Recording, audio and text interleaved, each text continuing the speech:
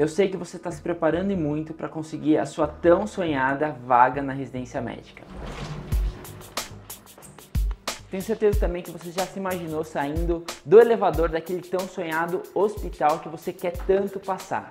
Foi pensando nisso que a gente criou o Resumão Medcoff. O que é o Resumão Medcoff? São lives gratuitas todas terças e quintas no YouTube do Medcoff de temas mais importantes para a sua prova de residência médica. Então a gente vai discutir com vocês questões desses temas e dar o resumo, aquele ponto importante, aquele conteúdo chave para a sua residência médica, para você ser aprovado.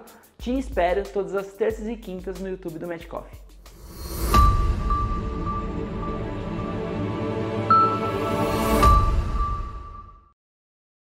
Boa noite, meu nome é Camila, eu sou médica infectologista e hoje a gente vai conversar um pouquinho sobre as atualizações no PCDT para manejo da infecção pelo HIV em adultos. Vamos lá. Aqui, a gente tem o PCDT de 2018, né? E a versão preliminar que foi lançada esse ano do PCDT para HIV em adultos. Ainda é um documento preliminar, o PCDT de 2023 ainda não foi publicado oficialmente, mas já foi lançado no Congresso, né, Brasileiro de Infectologia de 2023. Na real, esse PCDT de 2023, ele acaba sendo um conjunto aí das notas técnicas que foram lançadas no decorrer desde 2019 até o presente momento, né? Então ele compila todas essas informações, essas notas técnicas, desculpa, né, que foram lançadas e em um único documento. Como eu falei, ainda é uma versão preliminar, mas logo mais esse documento ele deve estar aí acessível a todos no site oficial do Ministério da Saúde. E o que esse PCDT, né, ele traz? Antes da gente falar exatamente das principais mudanças, vamos relembrar aqui alguns conceitos, né, relacionados ao HIV.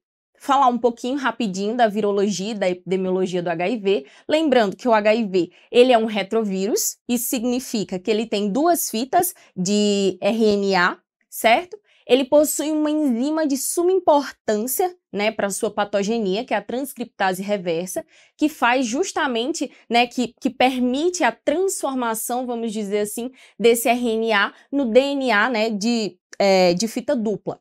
Certo? Além disso, nós temos o capsídeo viral, onde nós temos aí o antígeno P24, certo? Vou apontar aqui para vocês, aqui o capsídeo P24, e nós temos também, só um minutinho,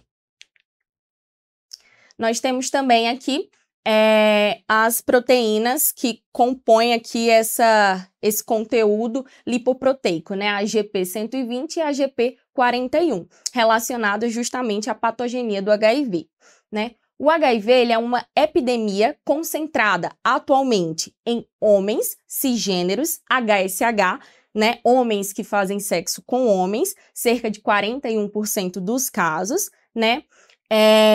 É uma doença que se concentra em pessoas pretas e pardas, tá? E a gente observa atualmente um aumento aí da infecção na faixa etária entre os 15 a 24 anos, né? Daí a importância da gente sempre conversar sobre o assunto, né? As formas de prevenção, tratamento, né? Envolve questões de educação sexual mesmo, né? E lembrar que a principal transmissão aí do HIV é via sexual.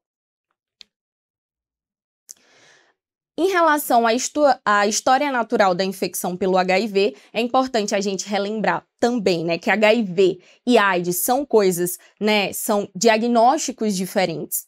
Quando a gente tem, né, a infecção pelo vírus HIV, a gente tem inicialmente uma infecção aguda, né, que a gente chama de síndrome retroviral aguda, onde a gente tem uma queda inicial dos valores de células de linfócitos T CD4 e um aumento importante da carga viral, né? A replicação viral nos tecidos linfóides, né?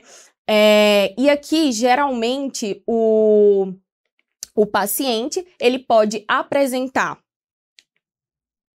ele pode apresentar uma síndrome febril, né, acompanhada de linfonodomegalia, uma astenia, uma hiporexia, pode haver uma visceromegalia, principalmente uma esplenomegalia, né, um quadro de cefaleia, mialgia, né, realmente um quadro viral que acaba muitas vezes passando despercebido pela maioria dos profissionais, certo?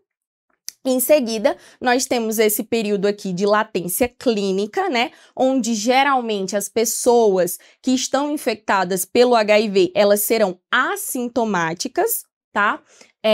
A gente vai ter aqui uma queda mais lenta, vamos dizer assim, do CD4 e, né, uma subida aí também mais lenta da carga viral, até que a gente chega aqui na fase AIDS, certo? Nessa fase, a gente vai ter um aumento importante da carga viral e uma queda importante do CD4, né? A AIDS, ela se caracteriza, né, justamente por esse CD4 abaixo de 350 células, onde a gente vai ter também, né, as infecções oportunistas e podemos ter algumas neoplasias que são definidoras de AIDS. Só passar aqui. Relembrando esses conceitos, vamos aqui para a nossa primeira questão.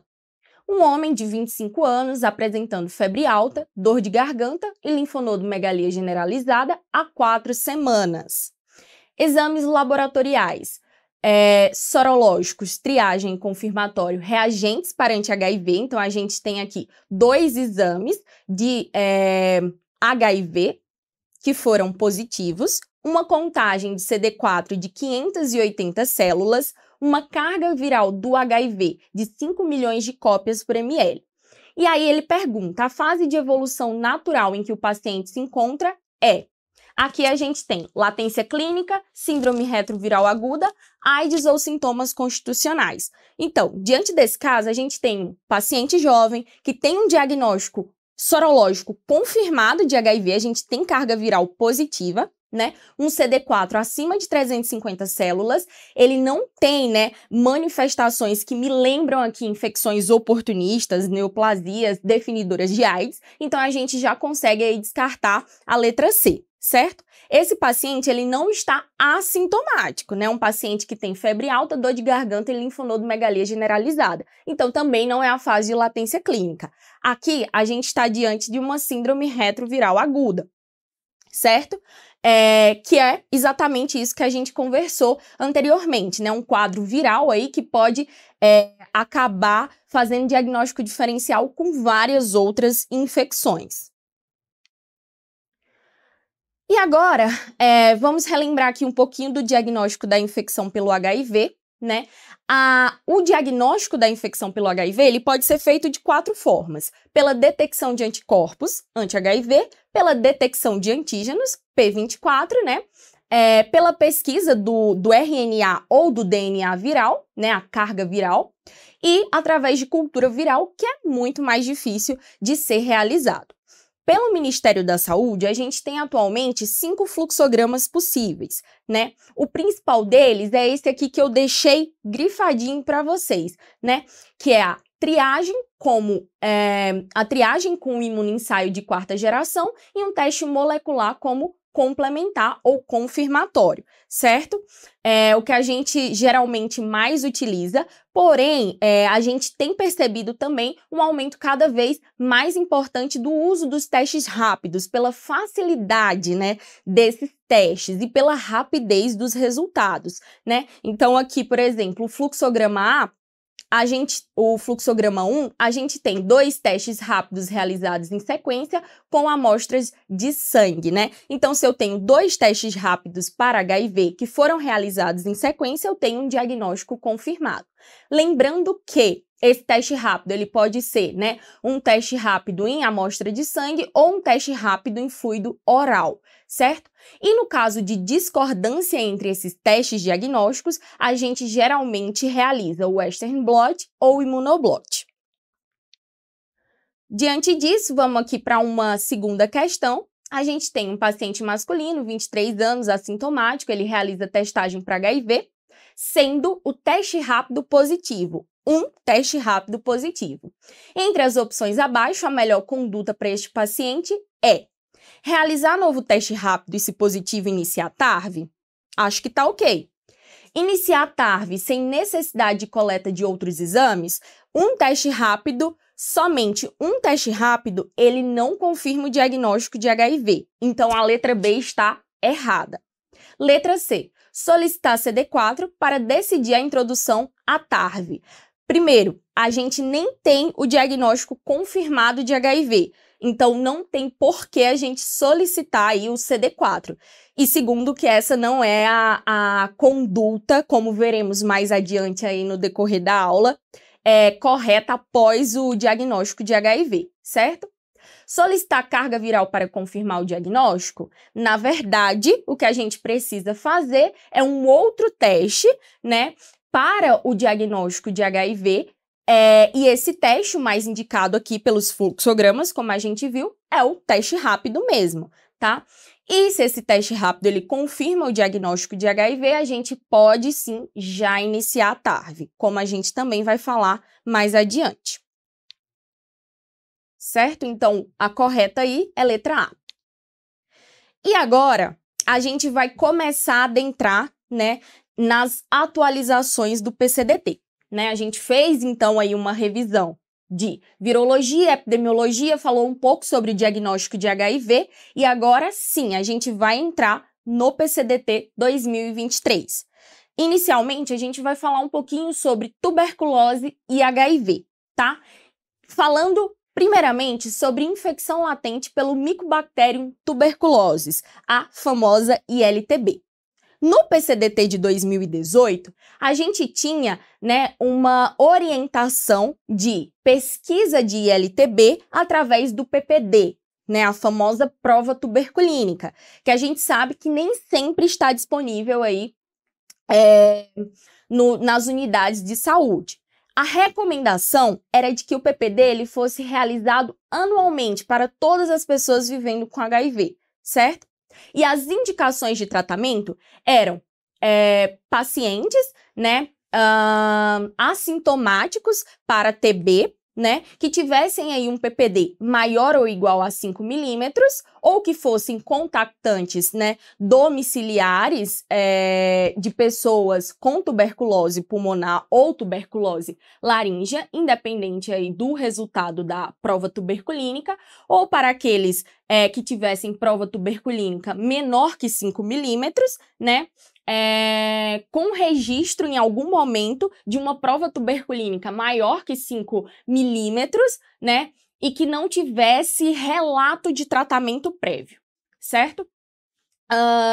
E se a gente não tivesse prova tuberculínica disponível, a indicação era que, se esse paciente fizesse um raio-x de tórax e no raio-x de tórax a gente tivesse uma cicatriz ali, né, sugestiva de uma infecção prévia, né, por tuberculose, a indicação também seria de tratamento dessa ILTB, tá? Isso valia também, né, para aqueles pacientes com risco epidemiológico acrescido, né, ou seja, locais que tivessem alta carga da doença, como presídios, albergues, para pacientes com CD4 abaixo de 350 células e para pacientes sem TARV ou pacientes em TARV com falha virológica, né, já era indicação de tratar para ILTB, certo? E agora, o que é que nós temos, né, com o PCDT 2023? Quais foram as atualizações?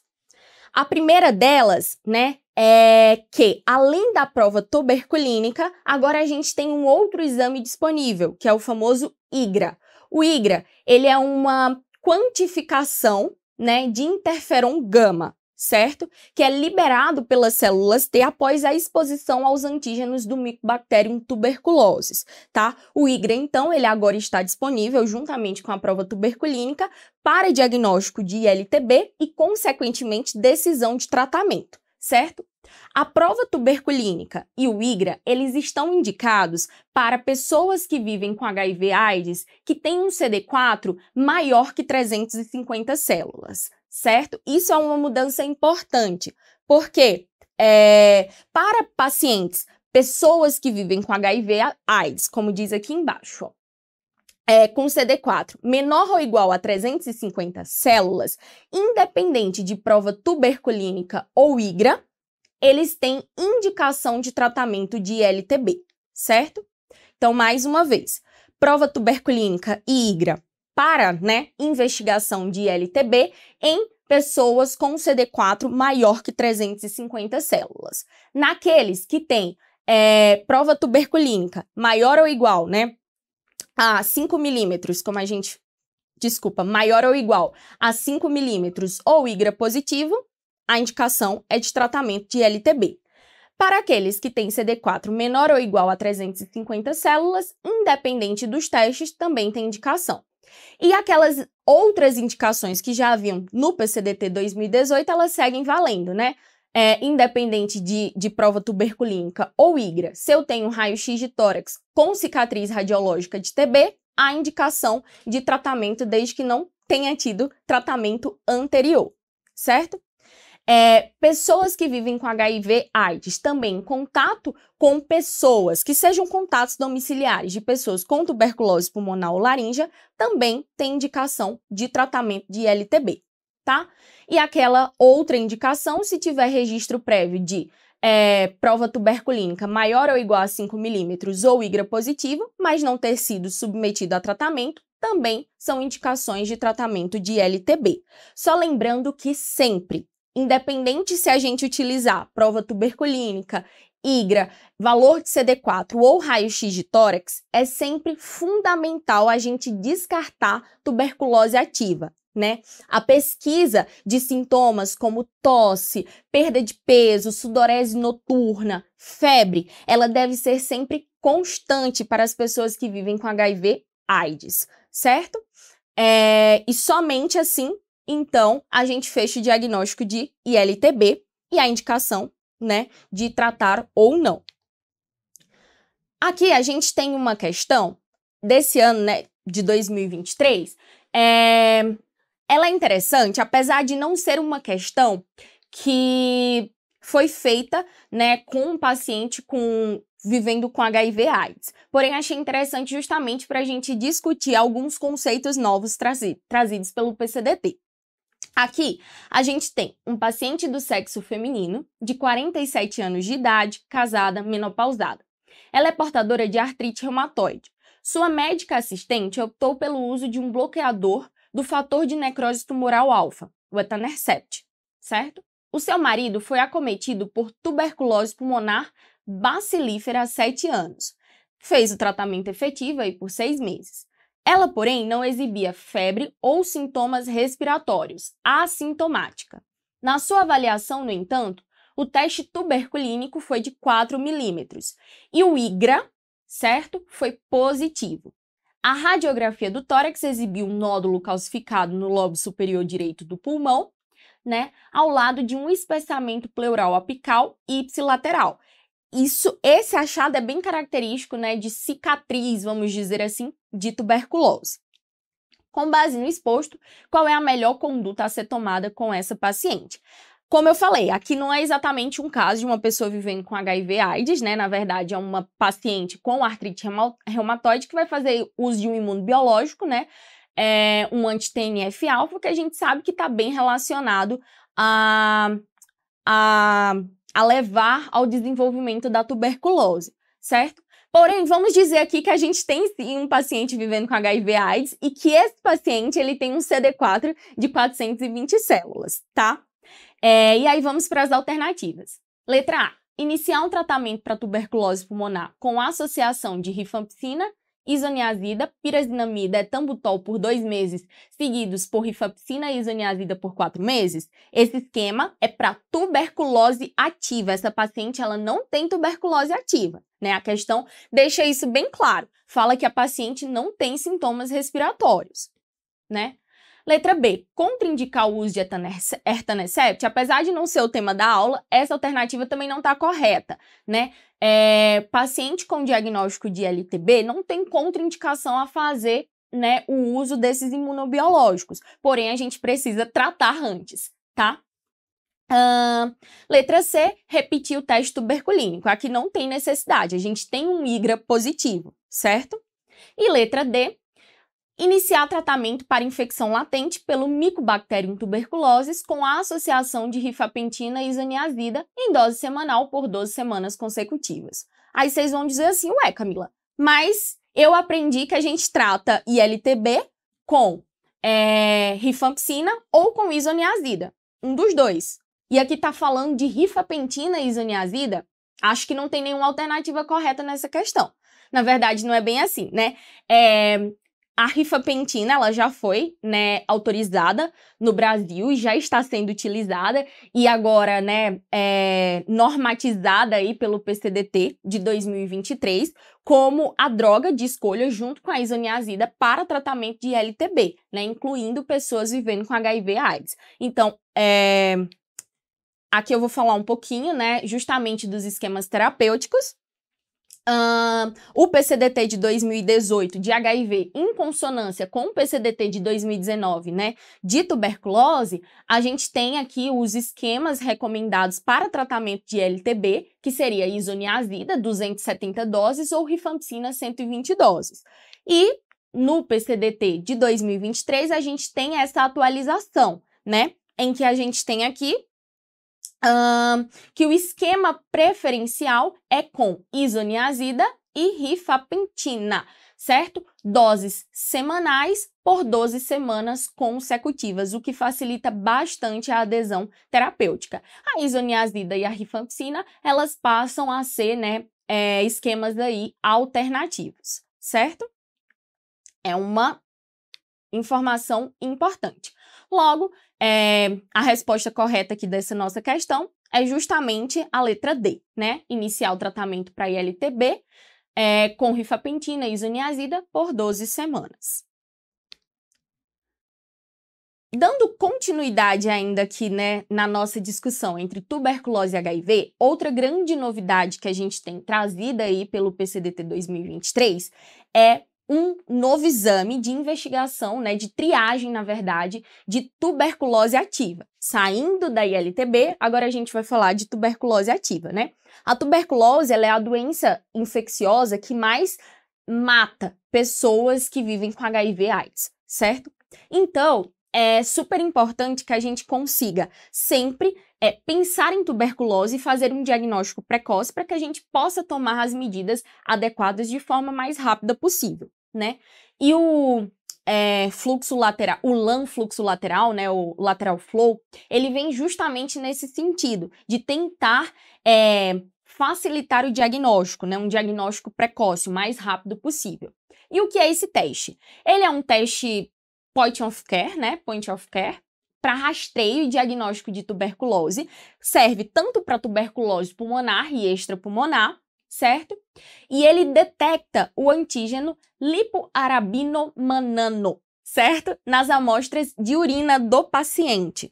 É um teste que a sensibilidade ele não é tão grande, porém tem um elevado valor preditivo positivo à medida que o paciente ele tem um dano imunológico mais grave, ou seja, à medida que o CD4 ele é menor, a gente tem um maior valor preditivo positivo, certo? Então, o PCDT 2023, para pessoas vivendo com HIV/AIDS, ele traz justamente o LAM como uma alternativa aí ao diagnóstico, né, a uma triagem de diagnóstico de tuberculose. E quais são as indicações, né, para a realização desse exame? Aí, o PCDT, ele divide justamente, né, as indicações para pacientes em atendimento ambulatorial e para pacientes em atendimento hospitalar, certo? Para paciente ambulatorial, as indicações são aquelas pessoas vivendo com HIV/AIDS assintomáticas com CD4 menor que 100. Olha como é importante aqui, né? A gente falou de ILTB usando ali um CD4 de 350 células, desde que o paciente fosse assintomático, enfim, né? Aqui a gente está falando de pessoas assintomáticas com CD4 menor que 100 e com indicação de fazer o LAM, para pesquisa não de ILTB, e sim de tuberculose ativa, certo? Além disso, pessoas sintomáticas, né, sugestivos de TB pulmonar ou extrapulmonar, independente da contagem de CD4, ou pessoas que vivem com HIV/AIDS gravemente doentes, também independente da contagem de CD4. E o que são pessoas vivendo com HIV/AIDS gravemente doentes? Né, segundo aí o Ministério da Saúde, né, são aqueles que têm frequência respiratória maior ou igual a 30, né, respirações por minuto, frequência cardíaca maior ou igual a 120, incapacidade para deambular sem auxílio, temperatura corporal maior ou igual a 39 graus, né, considerando a epidemiologia local e o julgamento clínico, independente da contagem de CD4, certo? E para os pacientes que estão hospitalizados, né, internados, as indicações são pessoas vivendo com HIV/AIDS assintomáticas com CD4 menor que 200, né, aqui aumenta para 200, certo? Pessoas com sinais e sintomas de tuberculose pulmonar ou extrapulmonar, independente, né, da contagem de CD4, e aquelas pessoas gravemente doentes, também independente da contagem de CD4, certo? Outra grande novidade aí, trazida pelo PCDT 2023, né, é o CRAG, né, Lateral Flow, né, que é o teste aí de fluxo lateral para detecção de antígeno criptocóxico, né? Na verdade, a gente já vem usando esse exame há algum tempo, mas ele vem, mais uma vez aí, né, normatizado através do PCDT 2023. Como é que era antes em relação, né, à doença criptocóxica no PCDT de 2018? Anteriormente, a gente tinha uma indicação de triagem e tratamento pré-emptivo, né, das pessoas vivendo com HIV que tivessem CD4 abaixo de 100 células, tá? A gente fazia a pesquisa através da antigenemia, desde que essa pessoa ela fosse procedente de locais com alta prevalência, né, de criptococo. Então, a gente fazia antigenemia. Se antigenemia positiva, né, e a gente excluindo doença ativa, né, por meio de punção lombar, né, se não tivesse doença do sistema nervoso central, a gente iniciava o fluconazol num esquema diferente, né, umas doses menores, justamente para fazer um tratamento preemptivo, certo? No PCDT 2023, a gente tem algumas novidades, né? A gente tem aí o CRAG, como eu falei, é um teste de fluxo lateral para detecção de antígeno criptocóxico, certo? É um teste rápido.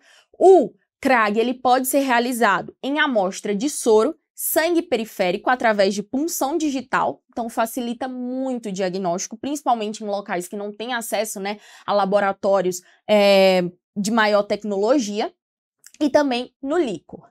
E ele passa a ser indicado para as pessoas vivendo com HIV/AIDS que tenham contagem de CD4 abaixo de 200 células, sem histórico prévio de meningite criptocóxica. É um exame que tem 98% de sensibilidade e 99% de especificidade, certo?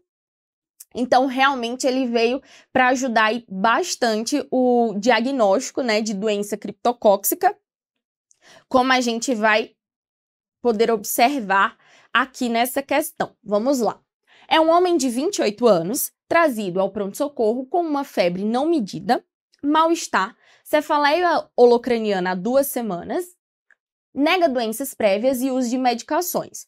Ao exame físico, regular estado geral, acianótico, anictérico, tem uma PA de 16/10, frequência cardíaca de 58, respiratória de 18, temperatura axilar de 37,5, glicemia capilar de 100. O neurológico tem uma fala lentificada, sem déficits focais ou rigidez de nuca. Restante do exame sem alterações, na pele, lesões umbilicadas em face e tronco. Exames laboratoriais, hemoglobina de 11, leuco de 3.000, tem uma linfopenia importante, 10% de linfócitos.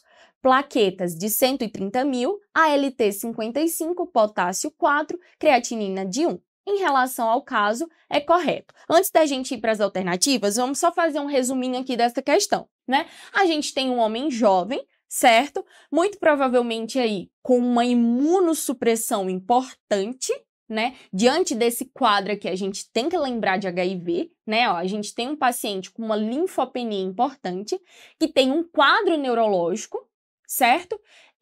Subagudo aí de mais ou menos 2 semanas, com cefaleia, alteração de fala, uma febre não medida, um mal-estar, e tem essas lesões umbilicadas, né? Lembrando que criptococose também pode causar lesão de pele, certo?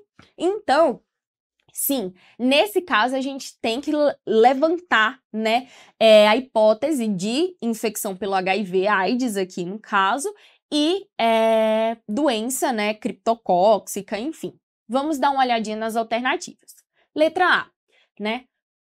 Realizar teste rápido ou sorologia para HIV, coleta de líquor, considerando a principal hipótese diagnóstica de meningoencefalite criptocóxica. Concordo que a principal hipótese aqui, né, ou pelo menos uma das principais, é meningoencefalite criptocóxica, certo? Porém, tem uma coisa que incomoda aqui nessa alternativa A, né? Antes da coleta de líquor, se a gente está suspeitando de cripto, a gente precisa fazer um tomo de crânio, né? Cripto aumenta a pressão intracraniana, então a gente precisa fazer um tomo de crânio antes. Mas vamos guardar aí essa letra A. Letra B. A punção do líquor mostrará aumento da pressão intracraniana com pleocitose linfomonocítica, certinho, né? Contagem de leucócitos menor que 20, indica melhor prognóstico. Não. Pensando em cripto, a gente sabe que celularidade menor, pior prognóstico, certo? Letra C. A pesquisa de antígeno criptocóxico sérico permite o diagnóstico da infecção fúngica cerca de 3 semanas antes dos sintomas neurológicos.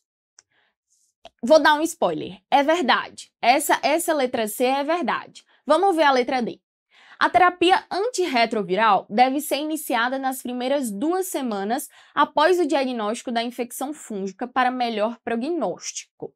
Então, a gente vai ver, teve algumas atualizações também em relação ao tempo aí de início de tratamento de doença criptocóxica, né, de meningoencefalite criptocóxica em pessoas vivendo com HIV/AIDS. Porém, não é nas 2 primeiras semanas, né? A gente sabe que tem que dar um tempinho maior pelo maior risco justamente de efeitos adversos, síndrome de reconstituição imune, enfim, tá? A alternativa correta dessa questão é realmente a letra C, tá? É uma questão de 2022 que já traz, né, o CRAG aqui, a importância dele, porque é um exame que a gente já vem usando.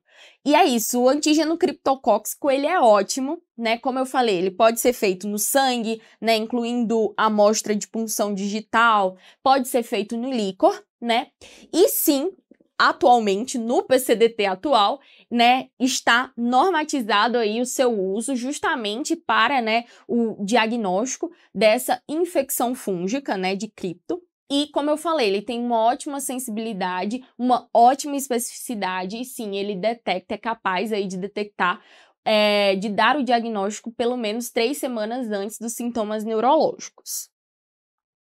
Aqui, a gente tem, né, um fluxograma que é trazido justamente por esse novo PCDT, né, na sua versão ainda preliminar, mostrando que pessoas vivendo com HIV, a depender da contagem de CD4, vão ou não realizar o CRAG. Se não tiver contagem menor ou igual a 200 células, CD4, né, não faz CRAG, certo? Não tem indicação de fazer CRAG. Se tem CD4 menor ou igual a 200 células, independente de sintomas, tem indicação sim de fazer CRAG, tá? A gente faz o CRAG, pode ser por punção digital, pela facilidade, né?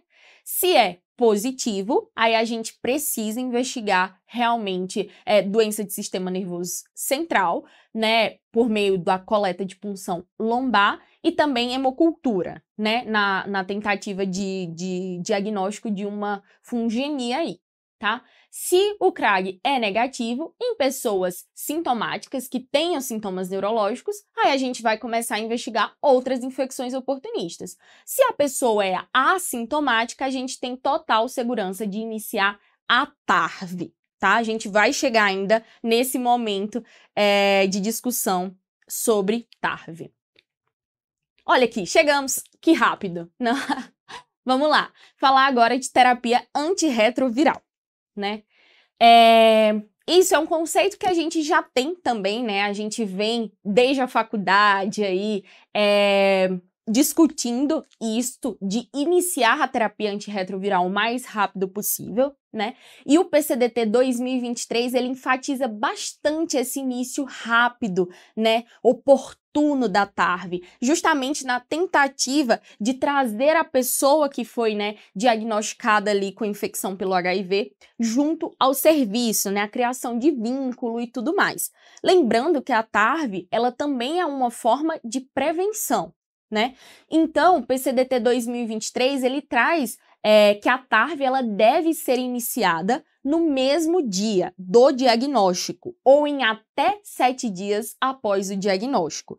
E observa aqui, vou até enfatizar aqui, cadê meu apontador? Em até 7 dias. Não é após 7 dias, é até 7 dias após o diagnóstico. Tá? Por isso daí a importância, né, dessas novas tecnologias do IGRA, né, do acesso ao IGRA, ao tratamento de LTB, daí a importância do LAN, a importância do CRAG, tudo para facilitar justamente, né, diagnóstico precoce, certo, de outras infecções e início oportuno de TARV, certo?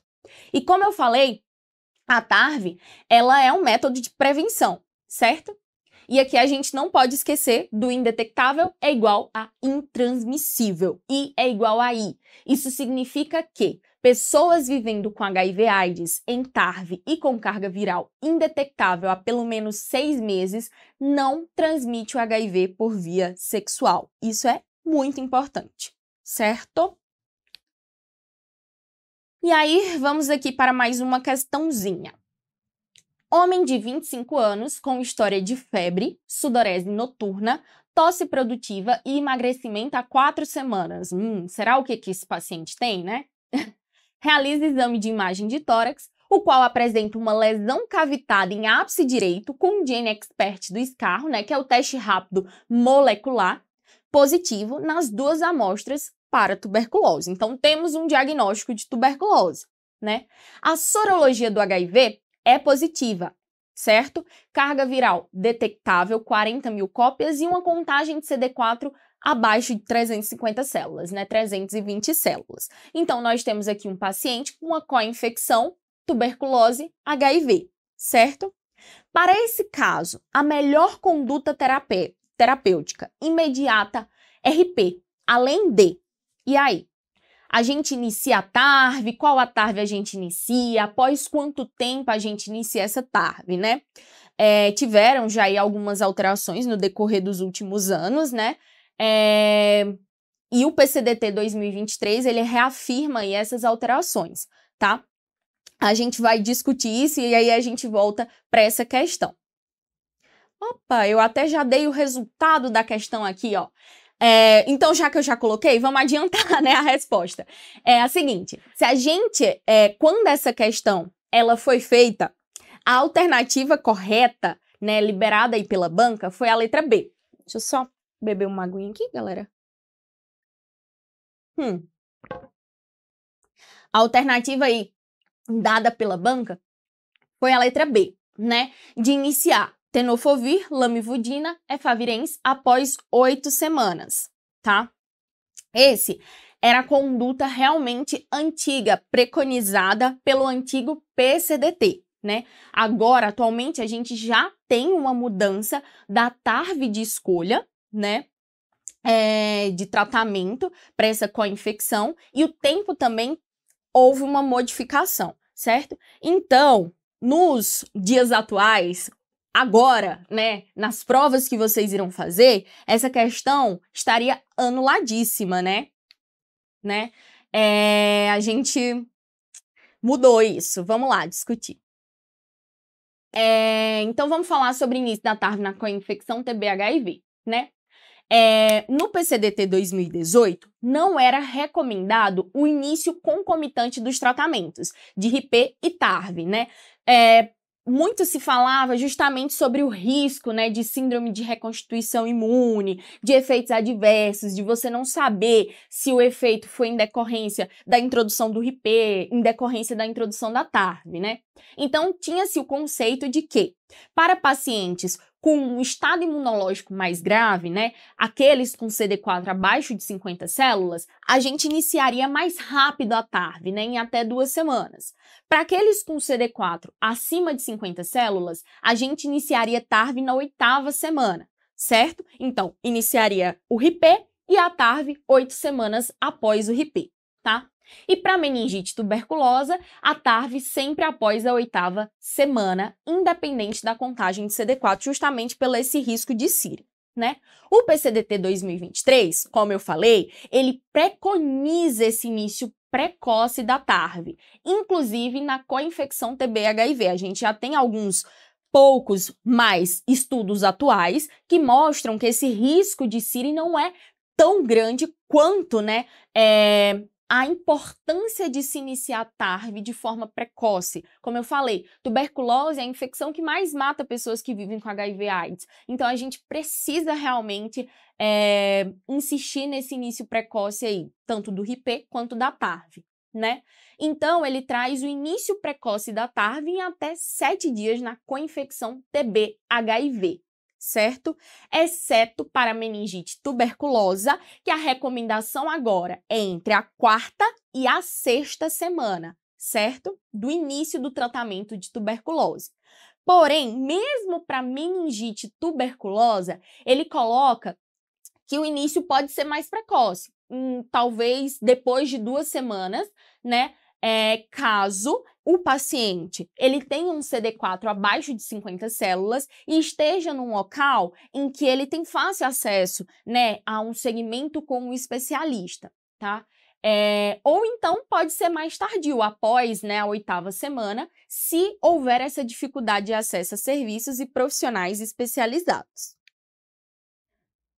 Então, pelo PCDT 2023, a resposta aqui dessa questão seria a TARV em até 7 dias, certo? E como eu falei, essa questão também, ela traz que a resposta seria, né, tenofovir, lamivudina e efavirenz. Porém, houve também essa modificação de esquema que a gente também vai discutir agora. O esquema recomendado é tenofovir, lamivudina e dolutegravir em dose dobrada.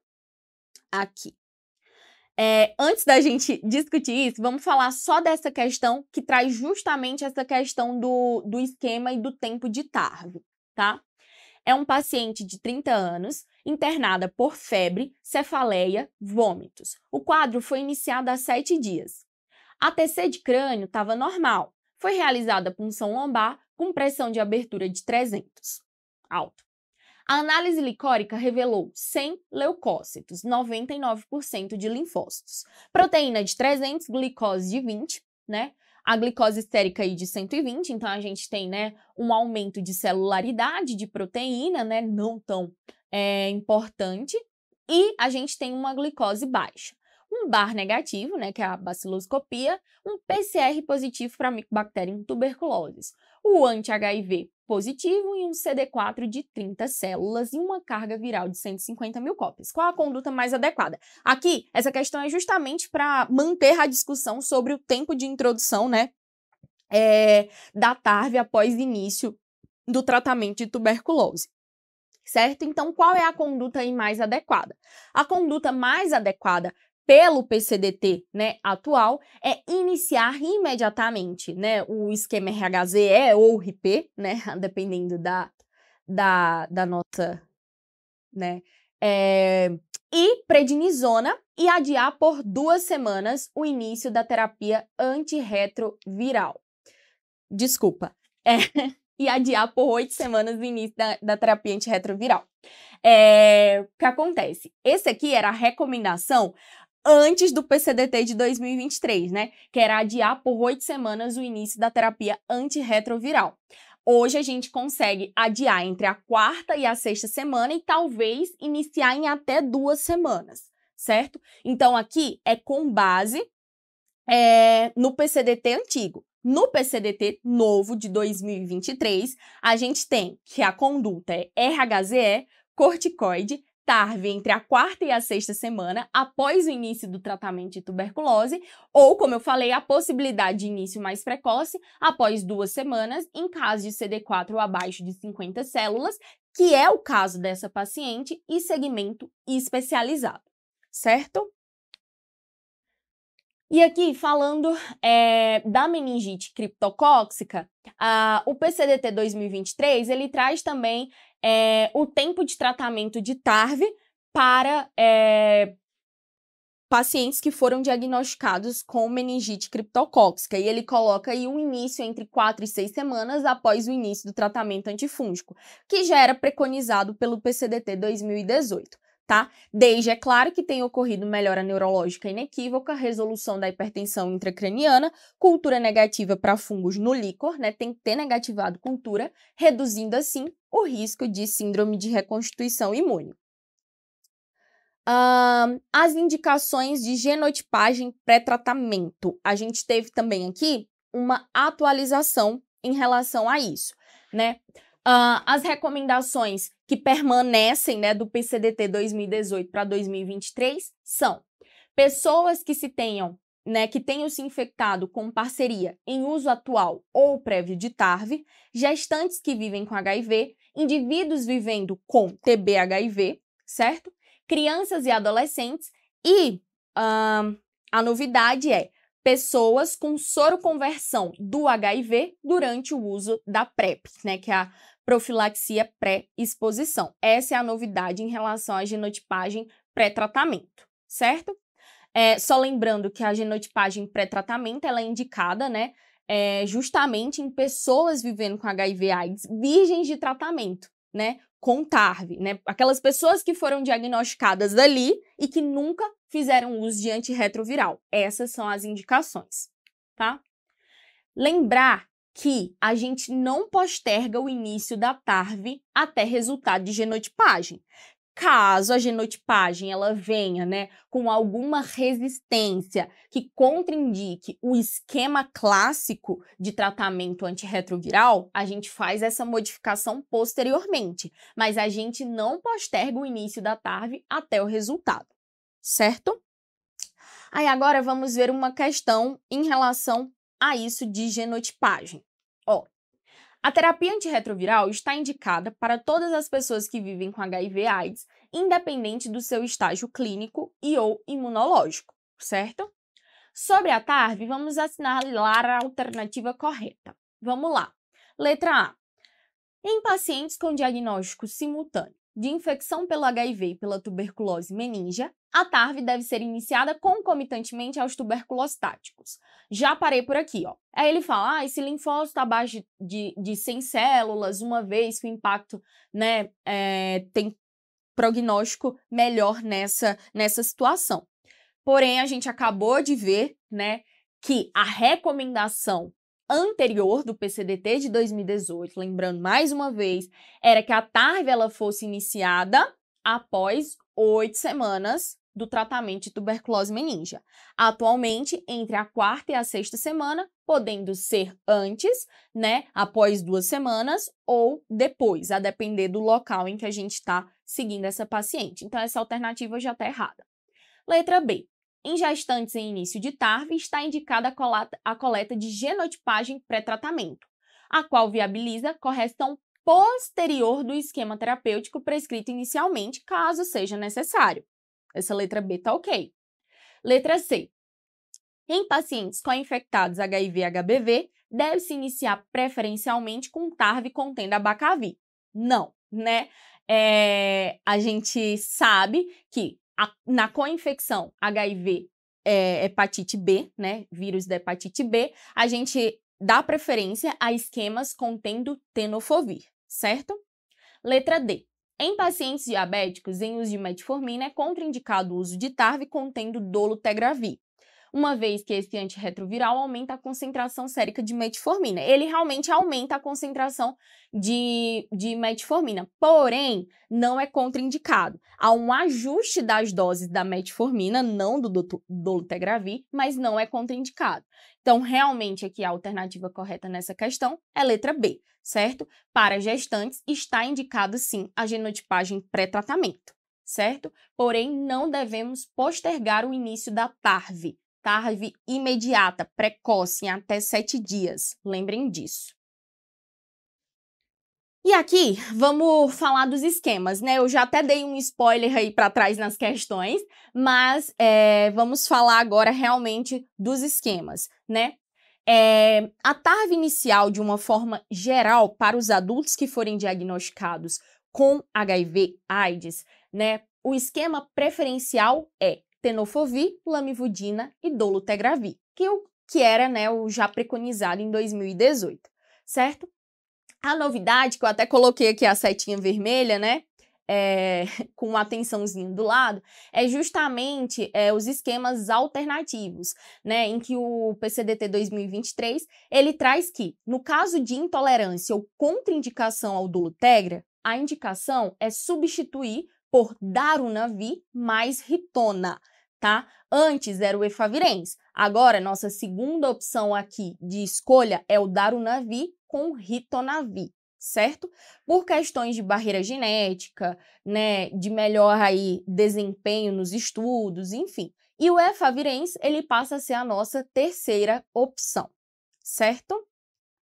No caso de intolerância ou contraindicação a tenofovir, o tenofovir ele pode ser substituído pelo abacavir, desde que o teste do HLA-B 5701 seja negativo, né? Ou então pela azidovudina, né? A azidovudina ela continua ainda sendo, né, uma opção, que é o famoso AZT. Só lembrando, né, acho que ficou um pouquinho ruim aí de ler para vocês, né, nessas letrinhas vermelhas, que o tenofovir ele está contraindicado em pacientes que tenham doença renal prévia, né, com taxa de filtração glomerular inferior a 60, certo? Lembrar que também é uma coisa trazida pelas notas técnicas, né, nesse período aí de 2018 a 2023, a possibilidade de uso, na verdade, a preferência de uso pelo darunavir de 800 miligramas, tá? Juntamente com o ritonavir de 100 miligramas, tá?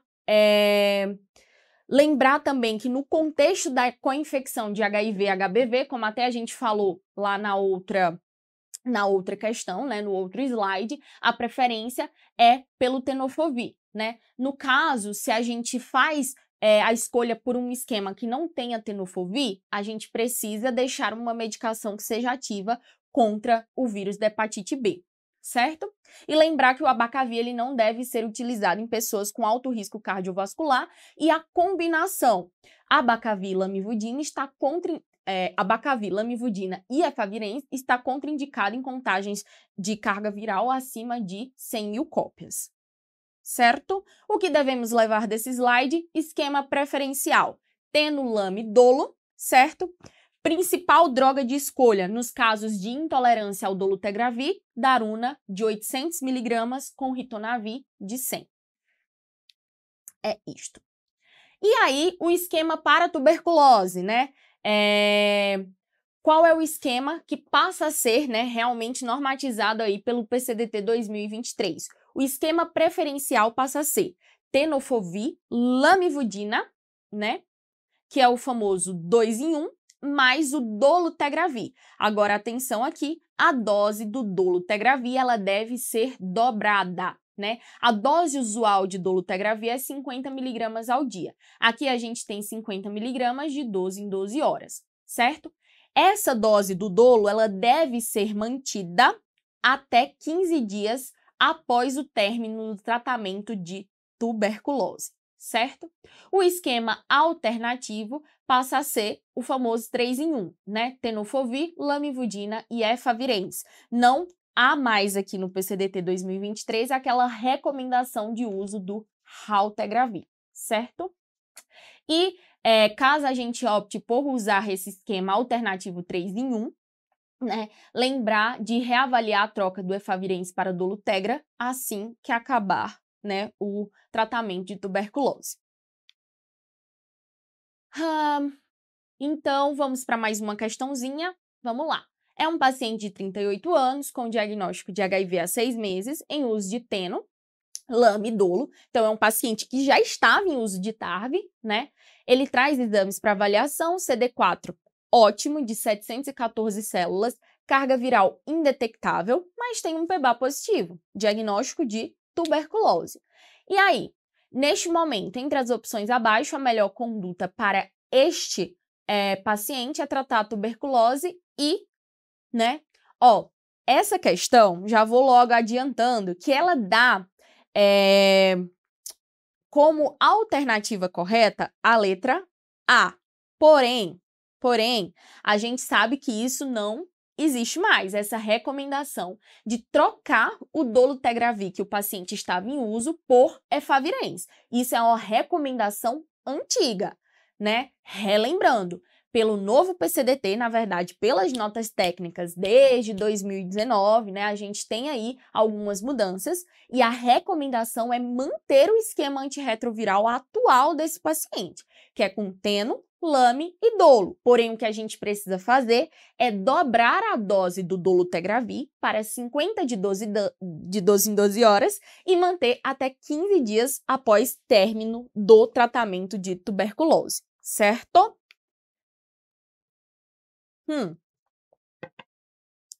Outra grande novidade,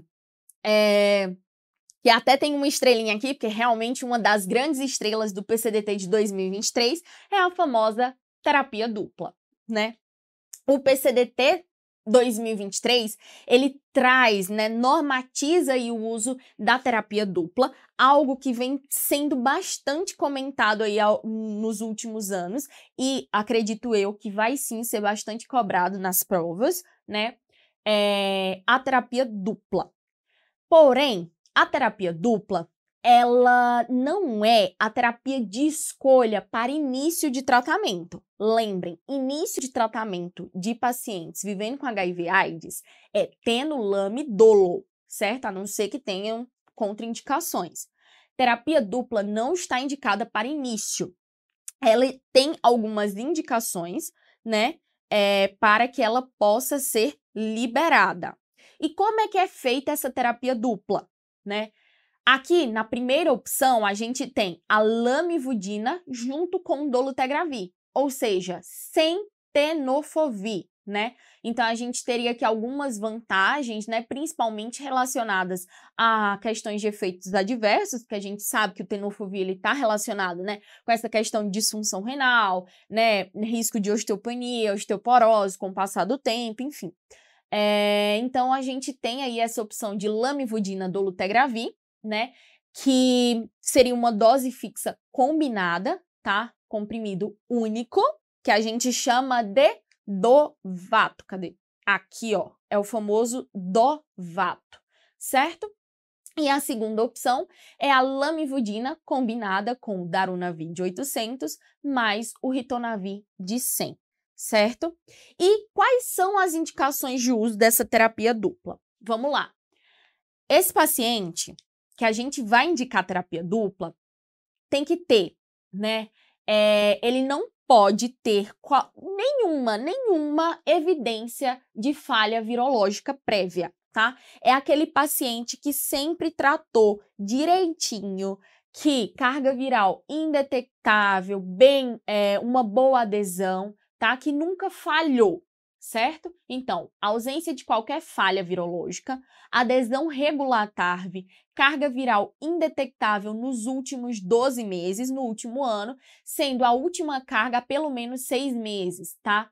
Não pode ter coinfecção hepatite B tuberculose, pelas razões óbvias, né? Hepatite B, a gente precisa de uma droga ativa contra a hepatite B, contra o vírus, certo? E tuberculose por questão realmente de nível sérico, né? Por causa do dolutegra, que a gente precisaria dobrar a dose, então não é recomendado, tá? Paciente tem que ter idade maior ou igual a 18 anos, isso é por falta de estudo mesmo, tá? Não está indicado em gestante. Taxa de filtração estimada que não implique em redução da dose de lamivudina, né? Porque a depender do clearance, né, abaixo de 49, a gente tem que fazer a correção da dose de lamivudina. Então, nesses casos, não está indicado, tá? E para pessoas vivendo com HIV/AIDS, com indicação de de dolutegra, mas que não esteja em uso de medicamentos, né, que requeram a dose dobrada desse dolutegra ou que reduzam o seu nível sérico, certo? Então, a terapia dupla, sim, ela pode ser usada, ela é muito boa, porém, em determinadas situações, certo?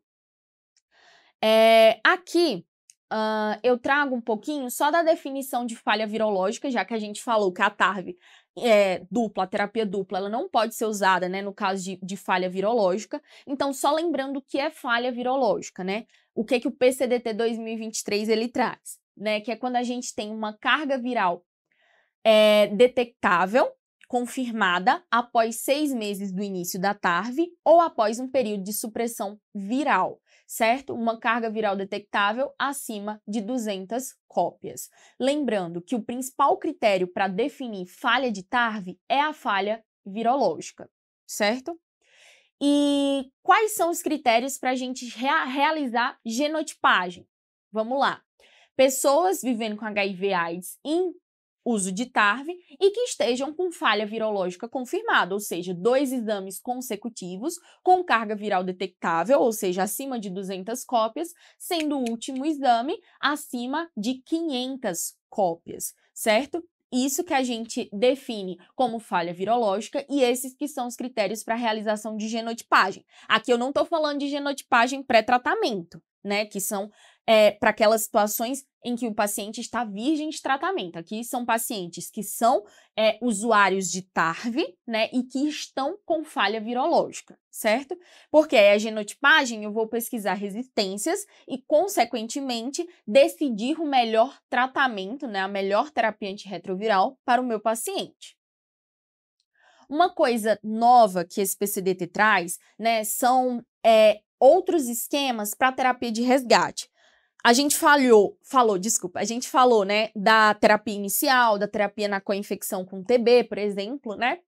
E aqui a gente vai falar um pouquinho, rapidinho, de terapia de resgate. É algo bem mais específico, que tende a cair bem menos em prova, né? Mas que é importante que vocês tenham conhecimento que isso existe, né? E a novidade em relação à terapia de resgate, que é para aqueles pacientes que falharam, né, é justamente que o PCDT 2023, ele traz algumas medicações como as medicações-chave para essas terapias de resgate, que são, né, os inibidores de integrase, na forma do dolutegravir, e o IP de alta barreira genética, IP é inibidor de protease de alta barreira genética, que é o Daruna com Ritona, tá? Então, assim, a grande novidade seria a introdução aí dessas medicações como escolha na terapia de resgate.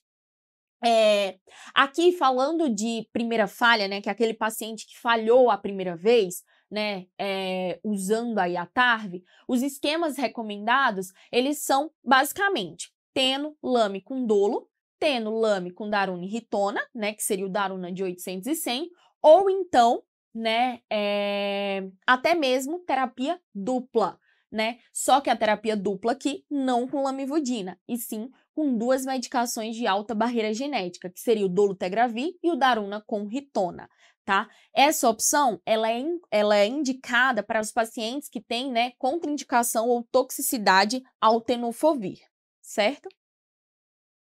Aqui são os esquemas, né, as medicações, os antirretrovirais que podem ser utilizados como terapia de resgate em múltiplas falhas. Aquele paciente que é falhado, assim, de forma múltipla, né, que tem genotipagem com várias resistências, né, que já fez uso de vários esquemas, né. A novidade aqui é justamente o que eu já falei, né, o Daruna e o Ritona, o dolutegravir podendo ser usado aí nessa terapia de resgate com segurança, tá? Outras drogas que podem ser usadas, né, a gente tem aí a etravirina, né, a gente tem o maraviroc e até mesmo a infuvirtida, né, que tem sido cada vez menos utilizada. Mas como eu falei, isso aqui é mais a título de conhecimento, certo? Não costuma ser tão cobrado em prova. Outra novidade do PCDT 2023 é que existe agora um capítulo dedicado, né, à reintrodução da TARV após interrupção do tratamento, né? E para cada esquema que o paciente utilizava anteriormente, a gente tem uma combinação, uma indicação de um esquema X, né, para aquela situação, certo? Então, essa é uma novidade também, mas, novamente, é algo bem específico que não costuma ser tão cobrado em prova, porém, é importante que a gente saiba que houve sim essa atualização. Aqui, né, uma questão para a gente conseguir aí resumir tudo que a gente conversou. Uma mulher de 30 anos procurou a unidade básica de saúde para orientação, pois o seu ex-parceiro foi diagnosticado com HIV/AIDS. Ela está assintomática. Seus exames têm um anti-HIV reagente, um PCR-HIV a carga viral de 50.000 cópias, contagem de CD4 de 550 células, um HBsAg não reagente, um anti-HBsAg não reagente, um anti-HBs não reagente, né? Um teste treponêmico reagente e um VDRL de 1:8. Qual a conduta adequada para essa paciente? A gente tem uma mulher jovem, né? Assintomática com um diagnóstico atual de HIV, certo? De infecção pelo HIV e também de sífilis, certo? E aqui a gente tem uma sífilis latente tardia, né? Porque, na verdade, a gente não consegue aí precisar quanto tempo essa paciente está infectada, né, pelo treponema. Mas ela tem um teste treponêmico e tem um VDRL de 1:8, e na questão não me traz nenhuma informação sobre tratamento prévio, né? Então, vamos considerar que é uma sífilis latente tardia, tá? Então, vamos para as condutas. A letra A ele fala, repetir a contagem de linfócitos TCD4, iniciar penicilina benzatina, 7.200.000 unidades de dose total. Não tem por que a gente repetir o CD4 dessa paciente, pelo menos não agora, certo? Não é isso que vai me indicar ou não o tratamento antirretroviral. Letra B, introduzir abacavir, zidovudina e tenofovir, ceftriaxona por 14 dias. É tão errada essa alternativa que eu não sei nem por onde começar, né? Ceftriaxona não é a droga de escolha para tratamento de sífilis latente tardia, certo? Abacavir e zidovudina não são os antirretrovirais de primeira escolha para início de tratamento, né? De pessoas virgens de antirretroviral. Letra C. Acompanhar a contagem de linfócitos TCD4 a cada 6 meses, ceftriaxona por 7 dias. Realmente, a gente faz esse acompanhamento do CD4 aí pelo menos a cada 6 meses, inicialmente, né? A depender do valor desse CD4, a gente vai já chegar lá. Mas ceftriaxona, como eu já falei, não é a droga de escolha. Letra D. Iniciar zidovudina, lamivudina e dolutegravir. Penicilina benzatina, 2.400.000 unidades por semana por 3 semanas. Em relação à sífilis, correto, certo? Esse é o tratamento de escolha. Agora, iniciar zidovudina não é a droga de escolha, não é o antirretroviral de primeira escolha. Aqui deveria ser teno. Em nenhum momento essa questão fala sobre disfunção renal, né, sobre contraindicação ao uso do tenofovir ou ao uso do abacavir, né, que seria a segunda alternativa quando a gente não pode usar o tenofovir aqui. A zidovudina, ela seria a terceira alternativa, tá? E eu poderia aqui, Camila, começar terapia dupla só com lamidolo, já que tá aí liberado terapia dupla, lamidolo, Dovato, é a grande estrela do PCDT 2023. Não, aqui a gente não poderia começar a terapia dupla, porque a gente está falando de início de tratamento. Início de tratamento, a terapia recomendada é tenolamidolo, a não ser que haja contraindicações. Terapia dupla é para aqueles casos, como a gente já discutiu, de pessoas com boa adesão à TARV, carga viral indetectável, certo? Aqui, a resposta dessa questão, eles deram, né, como letra D. Porém, né, essa questão ela deveria ser cancelada. Afinal, não há resposta adequada. Existe a menos errada aí, né? Mas não existe a resposta correta para essa questão. Certo? A gente tá já terminando, gente. Prometo, tá terminando. Vamos lá. Em relação ao monitoramento laboratorial, Isso também é uma novidade do PCDT 2023, tá?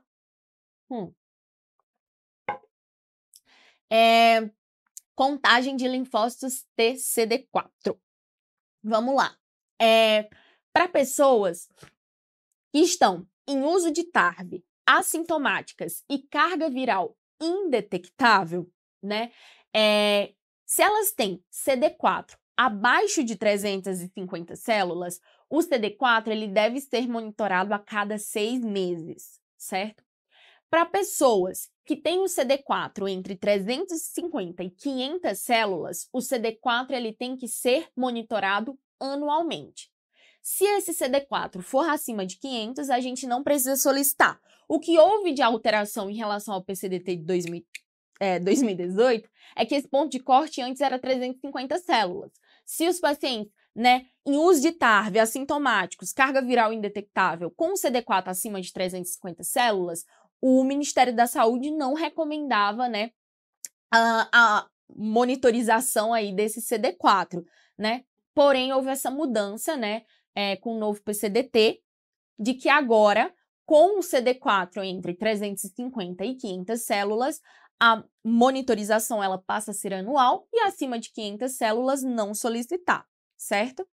Claro que se a pessoa não tiver em uso de TARV, né, ou uso inadequado, ou em falha virológica, aí é outra situação e a gente precisa, sim, fazer a monitorização desse CD4. Até porque é importante nos casos de profilaxias primárias ou secundárias, quando a gente fala de infecções oportunistas, certo? Carga viral. A monitorização de carga viral, ela continua da mesma forma que era preconizada pelo PCDT 2018, certo? Para pessoas que estão em supressão viral em boa adesão de TARV, né? A indicação é de acompanhamento a cada 6 meses, certo?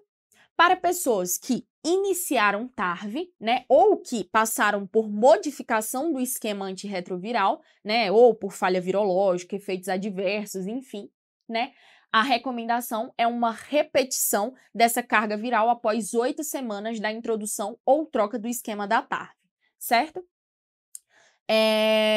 E lembrar que para confirmar falha virológica, a gente tem que ter, né, 2 cargas virais aí, né, com uma diferença de pelo menos 4 semanas entre elas. Tá? Aqui é aquela questão que a gente discutiu, né, da Unicamp, só confirmando o que a gente já falou, né, que pelo PCDT 2023, lembrar que a gente deve iniciar tenofovir, lame e dolo de imediato, né? Para CD4 acima de 500, que é o caso dessa paciente, né, que tem um CD4 de 550 células, né, se a gente tem 2 exames consecutivos com 6 meses de intervalo entre eles, não é necessário mais solicitar CD4 para monitoramento, né, e aí a gente fica com carga viral a cada 6 meses. E por fim, vamos falar aqui das imunizações, né, que também é uma novidade aí do PCDT 2023, né, tá em negrito, o que é novidade, né? Principalmente a vacina meningo, a CWY, né? Que passa a ser indicada aí para pessoas vivendo com HIV/AIDS.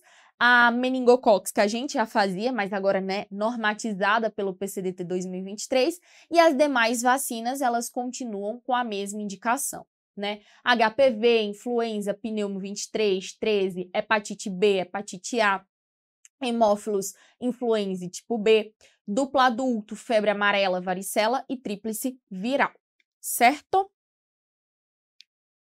Então, resumindo aqui, né, para a gente terminar a nossa aula, quais são as principais atualizações aí do PCDT de 2023 e que podem, né, aparecer aí nas provas, tá?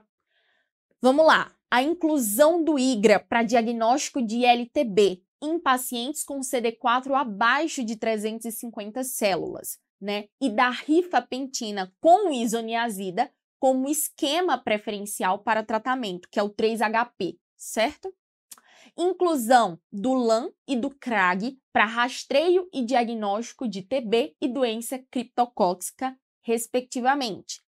Início imediato de TARV ou em até 7 dias, certo?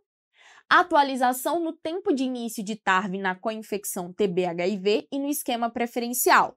Lembrar, a ideia é iniciar o quanto antes, em até 7 dias, e o esquema preferencial é teno, lame, dolo. Para coinfecção TB-HIV, dolo dose dobrada. Inclusão do Darunavir de 800 mg associado ao Ritona de 100 como ARV, antirretroviral alternativa ao esquema preferencial. O efavirenz ele passa a ser a terceira opção. Lembrar da terapia dupla que a gente pode fazer com lamidolo ou com lamidarune-ritona, certo? E lembrar que essa terapia dupla não é para início de TARV, de pessoas virgens de antirretroviral, certo? É para pessoas que estão com uma boa adesão à TARV, carga viral indetectável, sem evidência de falha virológica prévia. Inclusão da combinação dolo e daruna, associada à ritona, no esquema de resgate após falha virológica. É isso que vocês precisam saber sobre terapia de resgate, tá? Atualização dos esquemas de ARVs, para resgate após falha virológica. Inclusão de um capítulo específico para abordagem e manejo das pessoas vivendo com HIV/AIDS. Inclusive, esse nome foi uma alteração trazida pelo PCDT 2023, essa sigla PVHA, Antes a gente usava PVHIV, em perda de segmento, que é outra novidade também, a gente não fala mais abandono de TARV, por todo o estigma que isso traz, porque não são os pacientes que abandonam, a ideia é que eles não abandonam, a TARV, eles perdem o segmento, Contagem de linfócitos TCD4 anualmente para PVHA com CD4 entre 350 e 500 células, e a orientação de vacinação com a meningo ACWY para pessoas vivendo com HIV/AIDS. Eu sei que é bastante informação, que tem muita coisa aí para a gente se atualizar, Mas eu espero que essa aula, que esse resumo, ele tenha ajudado vocês, E agora a gente se coloca aí à disposição, tá? Para o que vocês precisarem. Boa sorte, galera. Boas provas, Vai dar tudo certo. É isso. Boa noite.